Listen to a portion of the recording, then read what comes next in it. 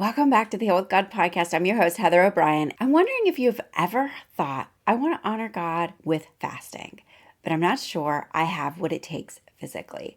Or maybe you've pushed through a fast before and ended up feeling weak, drained, or even defeated, wondering if you were doing something wrong. If you've ever felt that way, you're not alone. While the truth is, many of us are fasting with a heart for God, but without understanding how our bodies were designed to thrive in the process. And today we're wrapping up our fasting series with the incredible Lara Frendjian, host of Master Your Metabolism After 40 podcast. And she's sharing so much wisdom on how to fast in a way that doesn't burn you out, but actually builds you up. So, if you've ever wished that fasting could feel life giving again, even if you struggled in the past, this episode is your invitation to start fresh with grace and wholeness and wisdom to move forward. Let's dive in. Hey, warrior, welcome to Heal with God. As a Christian struggling with trauma, anxiety, and depression, you long for peace, but you worry healing might never come. I'm Heather O'Brien, and I've been there. Through learning to hear God's voice, I found the freedom and peace I was desperate for. If you're ready for real healing and freedom from fear, this podcast is for you. I pray the spirit of revelation fills your heart, and may you hear God's voice as you tune in. I know it's scary to think of trying one more thing to heal the ache inside you. The possibility of disappointment again is fierce. Maybe the thing holding you back is your doubts that you'd even follow through. It could be that you already know what to do, but you won't actually do it. So why not try the free mental makeover challenge? You need accountability. You need someone to check in on you and push you to do those things that you know to do, but also show you the things that you don't know. Hasn't fear held you back long enough? You know that you can heal with God, and it's okay to need help. God never intended for us to do life alone. You aren't a failure for seeking help with God's people. It's actually His desire for us to work together. So stop second guessing the truth that you can heal with God. I'm ready to do this with you. Let's walk on this healing journey together. Start the free mental makeover challenge right now at heatherobrien.net/mental makeover challenge. That's heatherobrien.net/mental makeover challenge. And the link is in the show notes. I guess my next question is I normally take certain vitamins and supplements. I don't have any health things, I'm not taking a prescription or anything. Sure. But your multivitamins and things, does it make sense to continue doing these kind of things while I'm fasting, or is that messing up everything too? Yeah. Okay, you listen to my podcast. So I'm very careful with supplementing. I'll be honest, 90% of my clients, when they fill out their intake forms, I'm cutting out most, if not all of their supplements. Because you have to be very careful with supplementation. It can cause more harm than good. And I personally learned this the hard way. Oh, It I realized after the fact that when I cut out my supplements, although they were clean and all the stuff, like they were pharmaceutical grade, they were quality, cut them out, and I felt better. Some of my wow. symptoms dissipated. So the first thing I'll say is just you guys don't supplement just for the sake of supplementing, especially multivitamin, multimineral. Our body is so intricately designed that our nutrients work together, and food is always best. Mm, So, when someone works with me, the first 4 weeks, we're just doing food. So, when I supplement, I'm very specific mm, to what the person needs and what the person is deficient in. And once we determine that, then we will supplement because our food is not what it used to be. So if you're going to supplement, I would say the only thing I would make sure you do is the adrenal tonic because you're getting sodium and potassium and some magnesium in there. Do the mineral drops and possibly a magnesium, but your body has to be ready for magnesium. Some people feel ill when they mm, supplement with magnesium. It literally mm. depends. So, an Well, if you've easy one already for been me, taking it and you're on your fast, you well, can take it. keep Yeah, taking. Okay. keep taking it. Keep Okay. taking it if you're okay with it. But those would be the three that are okay. Multis, like if it's got multi, skip it. Like don't Okay. ever take it. Yeah. Don't take that whether you're fasting or not. Don't take it ever. I love this information. This is very good.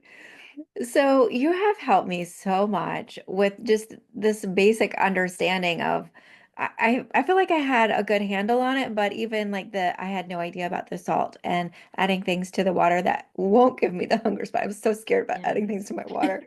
I've done like lemon oil and peppermint oil in my water.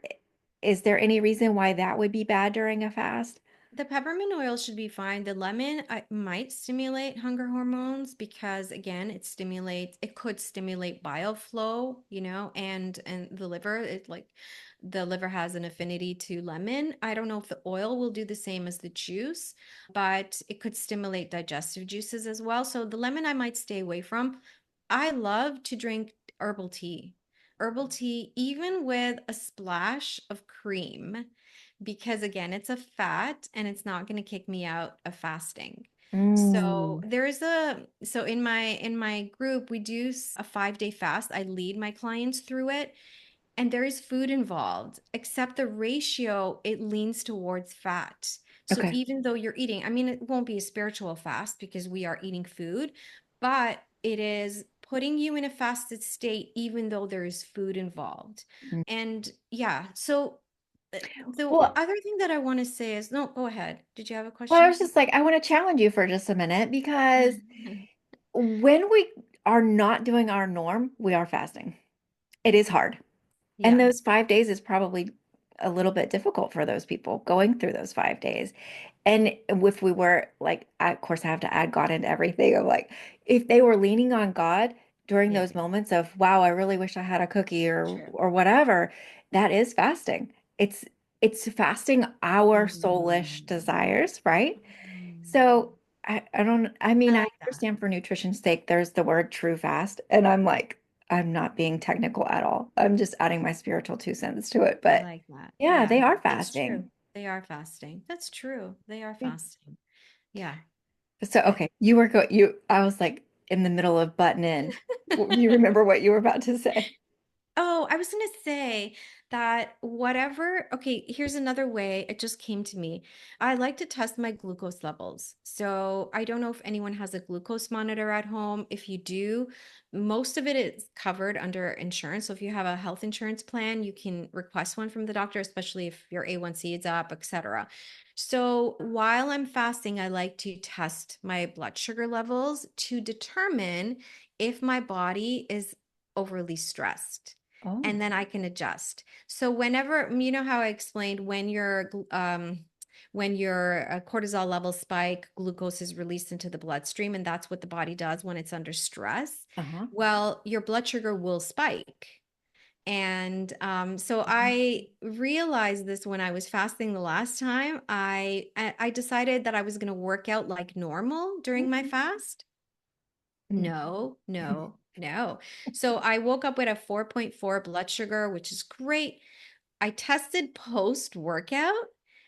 I was at a like 7.6 Okay. post workout. So my glucose levels just went Yeah, through the roof and it was a fasted workout. So this was experimentation. I sure. knew this was probably going to happen, but it was like, okay, definitely. So you can get a glucose monitor and then so let's say you have a tea with some cream, you can test your blood sugar levels after 30 minutes to an hour after to Uh, see where they're at and to see if it spiked. And then So, if it yeah, did, that means, hey, don't do that again. If it don't do didn't, that that again. means you're great. Yes, you're still Okay. in a fasted state. I love Yes. that. Well, so you're talking about teas, and I'm thinking there's several kinds of teas. Does it matter that it's got all these different things in it? Is there anything that any kind of tea we would steer against, or any tea okay? Any herbal tea, just read the label as clean as you can because some of them do have additives or flavorings, etc. So if it's just herbs, loose herbs, then you're going to be fine. I would stay away from caffeine because for some people, especially when you're fasting for prolonged periods, caffeine does stimulate more cortisol production, again, depending on your body. So if you have a coffee and you get the jitters, then you know that this should be parked. Like when I Okay. was fasting the first time, it was like I had my coffee and I went straight into heart palpitations. And I Oh, thought, okay, well, this is clear that this is not suited for me at this point in my, fasting okay. journey. I feel like I've got about like two more questions if you can stick with Yeah, me. yeah, So one thought is, okay, I'm thinking like when I do like several days of fasting, yeah, I yeah. don't seemingly need as much sleep. Or is that my body screaming that something's wrong with me? Right. That's a good question. So, the research says that you actually need less sleep when you're fasting. Jury's out for me. Okay. Because is it you're not sleeping as well because cortisol is spiking? So I think it's all about getting to know your body. So if Okay. you're going to sleep, and this is what I learned is I started to test my blood sugar levels before I went to sleep. And if they were healthy, meaning under 5, then I knew that I'm fine. Mm, If I woke up I'm going to bed at 5 or a 4 and I woke up at an 8, there's something wrong. okay. Something's going awry there. So I think knowledge and really understanding your body and having some metrics, this is where the accounting Mhm. comes in, Yes. is really helpful because knowledge is power Yes. and working with and not against your body, because then you can make adjustments. Mhm. You can say, okay, you know what? Maybe, and this is what I learned, I have a little bit of fat before I go to sleep. And Okay. that learned helps me get better quality sleep. Interesting. Okay. When Yeah. you say fat before, you said coconut oil. Is there any other options? Yeah. You're So, like literally talking about the kind that's in the jug and you just mhm, scoop it out. mhm. Yeah. I mean, I like fat. You- Like, I yeah. don't guess I've ever tried that. Is there another option? Sure. You can have maybe half an avocado with some salt sprinkled on it. So even when Or you're fasting. Yeah, Okay. because it's a fat. It's Yeah. primarily a fat. It's rich in potassium, which is great for your adrenal glands. You put a little Okay. bit of salt. It's kind of like an adrenal tonic. Uh-huh. Uh-huh. Okay. I find that works. I like coconut butter. So it's basically the meat of the coconut, and it's dried and churned, and it's like this creamy butter.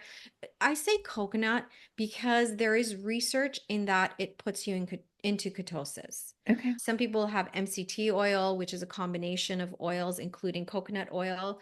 What else? Nut butter. So maybe a tablespoon of almond butter with a sprinkle of salt on it will do it. Again, it's predominantly fat, very little protein, if anything. So when you're fasting, you want to keep the proteins low, essentially. Interesting. I was not doing that. I'm Mm, learning so much. I yeah, thought you just needed a little bit more protein and you'd be good. So right. I'm thinking about peanut butter, but you didn't mention that. Is that because it usually has like sugar in it? Well, that, and I'm not a huge fan. I don't know if we want to go there, but I'm not a huge fan of peanuts because of the growing methods. There's a Oh, lot of mold that could develop on the peanuts. And there's a little bit more protein in the peanut butter rather than the almond butter. So okay. I'm just very careful around peanuts and peanut butter. Yeah, Okay. yeah. What about just a handful of almonds? You could do that, but I That's find not the the same. less chewing there is, Mhm. the better. Okay. That makes sense. Because yeah, the chewing actually stimulates, like the saliva with the chewing Uh, stimulates gastric juices to be released. So okay. the less you chew, the better off you are. Oh, this is so interesting. Okay.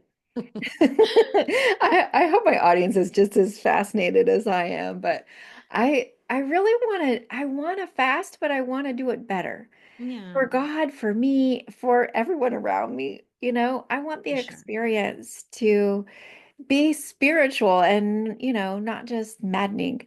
Yeah, yeah. Let's And see. and this is the thing, right? When you're fasting and you're not feeling well, you're not very nice. Yeah, So what are the fruits of the spirit looking like? exactly. What spirits are you opening your life to while you're fasting, while you're like willing and gritting your teeth and doing it? So Right. is it defeating the purpose, Could be. Yeah. I've had a lot of people tell me, like, well, I fasted once and I was so mean, I'll never do that again. Well, you might need to do a few more times to get those devils out, but Yeah. fasting can bring out the devils, right? And Mm, so I guess that's for another episode. I might talk about that. mm. My last question is, Okay, so you've helped us get the pre-phase. We want Mm, to think about before we're going to fast that we're going to do the physical, the spiritual. The spiritual is, asking God why, when, where, how. And also in that prayer time, we want to ask God, okay, and look at our cycle, look at what it's going mm, to look like. And then you also said, start the fast before you start the fast. So it's kind of like a pre-fast of yeah. of uh, more fat. Did I summarize it well? Yes, yes, yes. And the other thing that I'll tell you is do things before your fast to kind of empty your stress bucket. Mm, So make sure you're sleeping. Like just yeah, have really good hygiene leading up to it. Make sure you're not stealing from your sleep. Don't fast during a time when it's that life is stressful. You that's have, good. umpteen deadlines. I empty my calendar when I'm fasting. Wow. I would not, I mean, I strategically chose today because next week I am fasting. And I Wow. want to be, less as little stressed as I possibly can. So be Yeah. wise, reduce your stress bucket, empty it out. Don't, plan dinners. Don't do crazy amount of cooking Yeah. for other Yeah. people. Yeah. Like it's just use your wisdom. So sleep is critical. Be nice to yourself. Positive self-talk is really Mhm. important because when you are mean to yourself, you're actually spiking your cortisol levels. Wow. Yeah. Hydrate, make sure you're drinking, make sure you're eating really well and clean leading up to the fast. Don't go, oh, I'm going to fast for a week, so let me just get it all in, you So know? I've definitely done that. And you're saying that's like I definitely do that. And I'm even thinking like my weekly fast, like I know I'm fasting tomorrow, so I'm gonna eat whatever I want today, but you're saying that actually might be It harmful for the it next. will be harmful, like guaranteed. Wow. Okay. Guaranteed. There's science and research behind it that Mhm. when you prepare for a fast, when you do these things, it's like you're emptying the stress bucket. And the scientific term is not stress bucket. It's called something else. Hold on, what is it called? Because I looked up because I had this thought and I thought, I wonder if there's any research supporting this.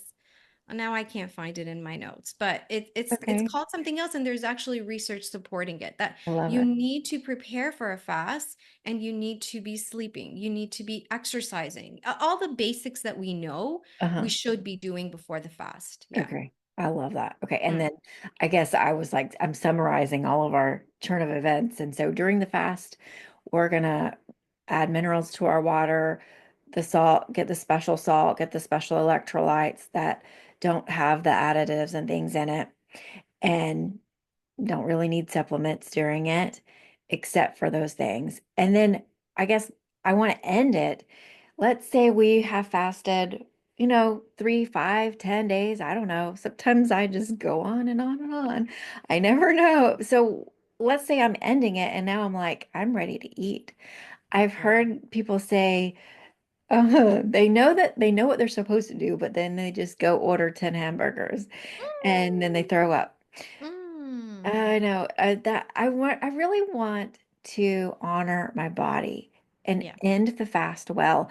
A lot of times when I take my first bite after a fast, I'm like weeping uncontrollably because me and God were so close. And it's like this, Mm, oh, it's such a spiritual moment when I take that first bite. I don't know if mm, I'm articulating it quite right, but it's like I don't want my connection to him to go away because it was so beautiful, but also I do want to eat, you know. yeah. And so sometimes the first bite will be communion. Whatever my food is, I just let my food and my drink be communion and Yeah. I'll honor God with it. But do you have like any tips on how to Sure. break the fast and honor our body and God at the same time? Yeah, so that's a beautiful question. And I actually love the way that you put it, that, yeah, the emotional, getting out of it. So, physically, what's happened during the fast is that your digestive system, especially if you're not eating anything, your digestive system has slowed down. So you need to gently eat, meaning you have to warm up your digestive system. Just like, remember our old computers, they would take a long time to chug, chug, chug and Yeah. warm up. Yep. Yeah, that's kind of how our bodies function. So you have to warm up your digestive system. So I would say this is where the bone broth would be beautiful Oh, okay. because you're warming up your digestive system. It's very healing for your gut. It's got some collagen in there. It's got properties to help repair your gut. And there's a lot of research on your gut health improving through a fast. Hmm. So this is a beautiful way to reintegrate it. Then you can, and drink it, wait an hour, wait half an hour, and then, okay, so how do you feel? I feel good. I think I could eat. Then you can have maybe some fermented food. So a kefir would be great if you enjoy it. Maybe, a little bit of sauerkraut. Again, so these are the health benefits. You don't have to go quite this slowly, but you can reintroduce beneficial bacteria to your gut. Mm. So, that would be a great way. And then if you feel good, maybe you do some steamed or cooked vegetables in some fat, like butter or something. And then from there, if you feel well, you can ease into having a full meal and maybe some protein. I would stay plant-based maybe for the first day or first meal at least, because it's easier to digest. Mm. Protein primarily, it takes a lot of energy to digest protein. So make sure Oh, you're chewing well. And that's why I say cooked vegetables, because they're pre-broken down and okay. it's So not easier on your salad. diet.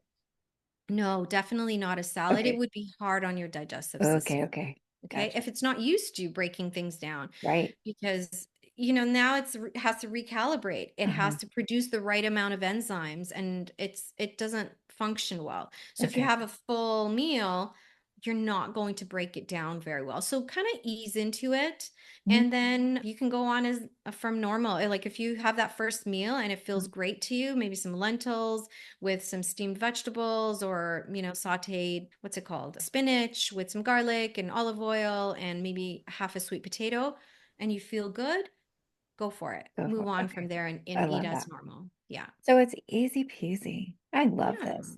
All Yeah. right. So maybe some of our guests, our audience listeners, are thinking, I want to learn more about nutrition because they probably heard a lot of good nuggets from you. Where do you want to send my listeners to learn more about nutrition? And I know you have a podcast. Tell us all about Mhm. where you want us to go to learn more about you and from you. Sure. I think the best place to go is to the podcast. And from there, you can find me, you can find my website and connect with me if all this resonates with you. So it's called Master Your Metabolism After 40. And maybe you can share the link in your show Mm. notes. Yep. So, yeah, if you just look up Master Your Metabolism After 40, you'll be able to find me.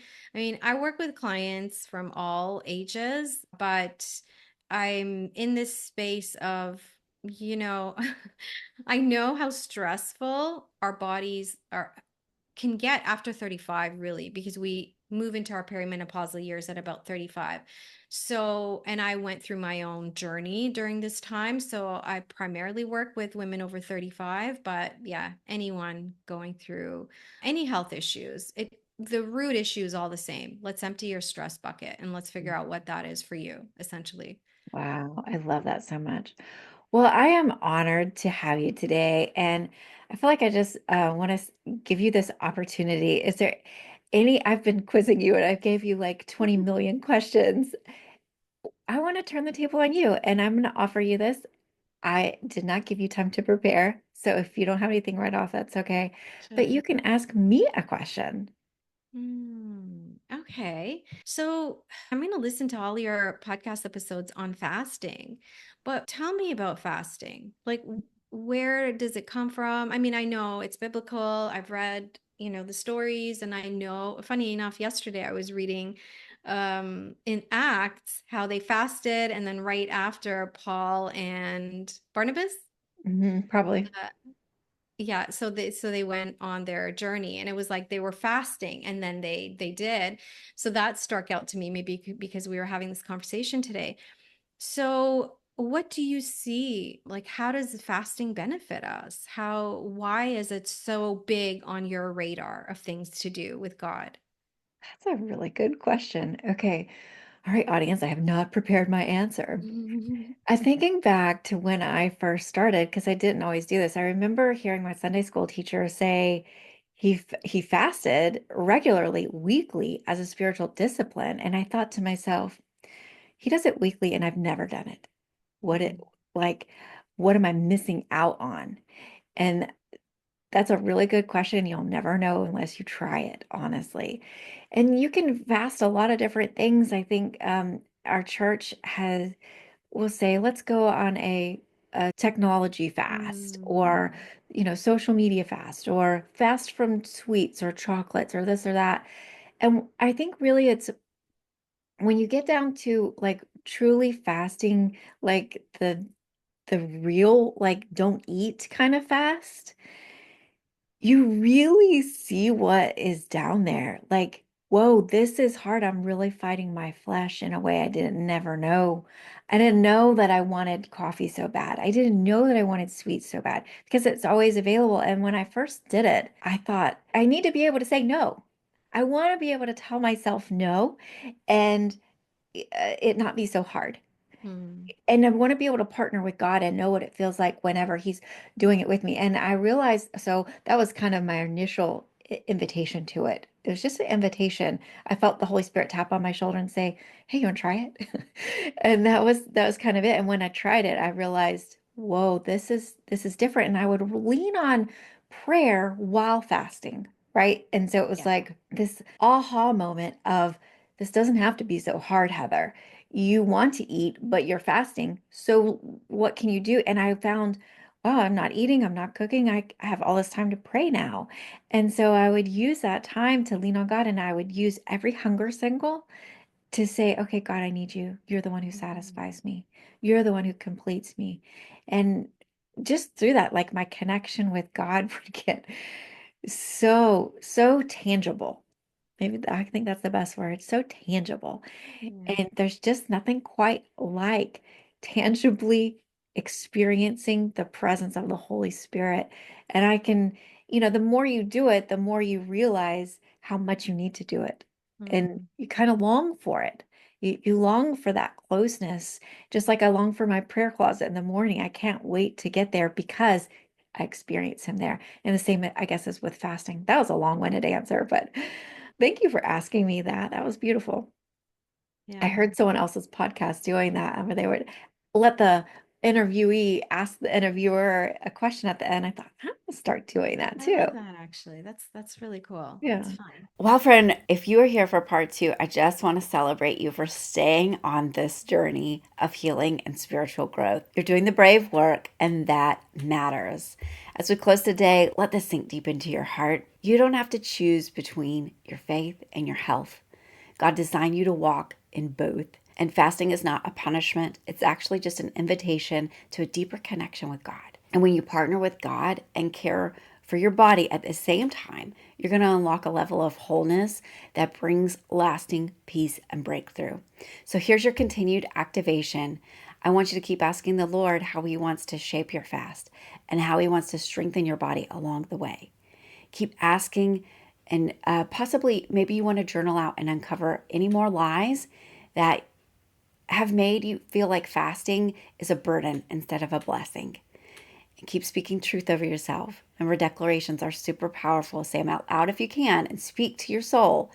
I am strong in spirit and supported in my body, and God designed me for spiritual growth and wholeness. And if you're hungry for even more support, you'll love my book, No Fear Allowed. It actually dives deep into spiritual disciplines like fasting, showing you how to walk it in them with courage, clarity, and freedom.